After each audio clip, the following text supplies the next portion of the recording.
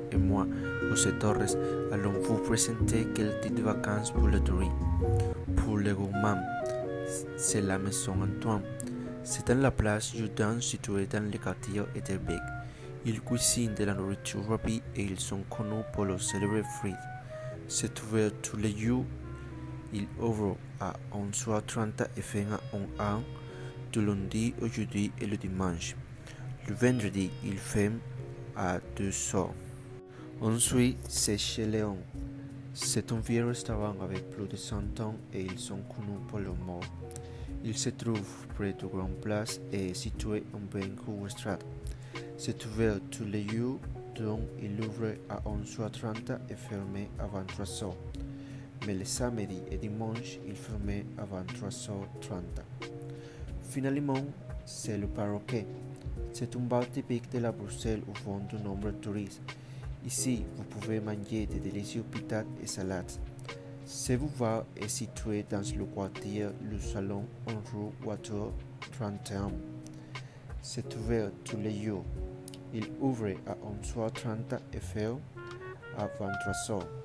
Le lundi ferme à 22h et le samedi et dimanche, il ferme à 23h30. Les personnes sportives peuvent faire l'air plusieurs sites. Premier, les sportifs peuvent aller à Nemo 43, la piscine la plus profonde du monde, pour faire de la planche.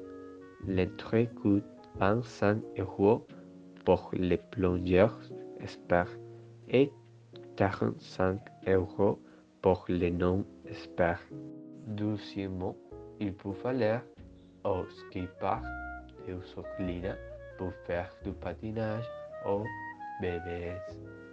L'entrée est gratuite et vous pouvez louer un ski près du parc. Enfin, vous pouvez aller à la forêt des Soins, située au sud-est de Bruxelles. Il y a plusieurs activités sportives comme la randonnée, le camping et la piste cyclable. Maintenant, je vais proposer un plan touristique pour les vacanciers qui aiment la culture et veulent l'explorer ici à Bruxelles. L'un des lieux touristiques les plus caractéristiques de la ville est le Manneken Pis. C'est une fontaine avec une statue en bronze d'un petit garçon en train d'uriner. L'histoire la plus connue sur l'origine de la statue est qu'un homme riche a perdu son fils. Quand ils l'ont trouvé, il riait et urinait dans un petit jardin. Le père a décidé de construire une fontaine dans laquelle son fils urinait. Après être allé au Manneken Pis, vous pouvez aller sur la Grande Place. La Grande Place est la place centrale de Bruxelles. Il est entouré de maisons de corporation, de la mairie et de la maison du roi.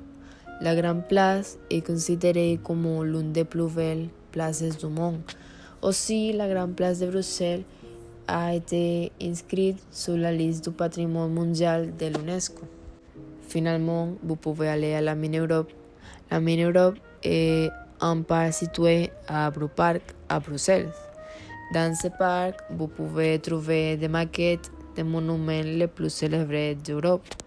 Il y a 350 bâtiments représentant 80 villes.